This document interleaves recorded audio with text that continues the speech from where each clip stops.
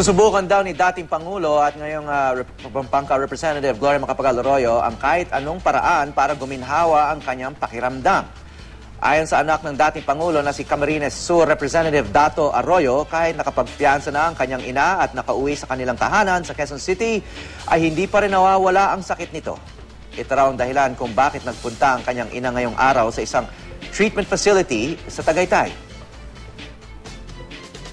Pero yun nga, no, kasi importante yan sa kanya dahil ito nga, maski nakapagpiyansa na nga, andun pa rin yung, may sakit pa rin siya, may karamdaman pa rin po siya. In fact, kailangan niya mag-therapy. Hindi pa siya gumaling, no? Oo, hindi pa siya gumagaling. In fact, kailangan niya mag-therapy, no? At least 4 times a week, doon pa rin sa veterans. Tuloy-tuloy po yan. Pero siguro para